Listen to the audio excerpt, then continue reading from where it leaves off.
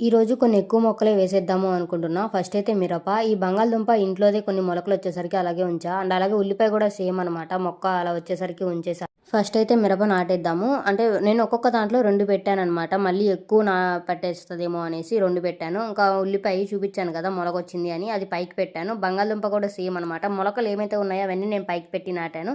And అలాగే మల్లె చెట్టు ఒకటి తెచ్చేసి మా అత్తయ్య వాళ్ళ ఇంటి దగ్గర నాటాను. ఇది కరివేపాకు నేను కొంచెం లోతు తీయకుండా నాటాను అనమాట. దానికి కొంచెం ఎక్కువ లోతు తీస్తున్నాను.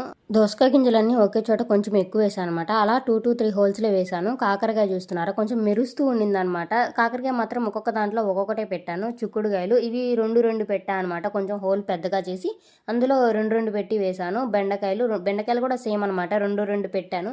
హోల్ మాత్రం చాలా పెద్దగా చేసాను, మళ్ళీ మొక్కకి ఇబ్బంది అవుతుంది అనేసి. గోరు చిక్కుడు అంటే మనం కొన్ని ఏరియాస్ చిన్న చిక్కుడు కూడా అంటాం కదా. అండ్ అలాగే ఫైనల్గా ఒక మల్లె చెట్టు. అంతే. ఇంకా ఈ వీడియో నచ్చితే సబ్స్క్రైబ్ చేసుకోండి.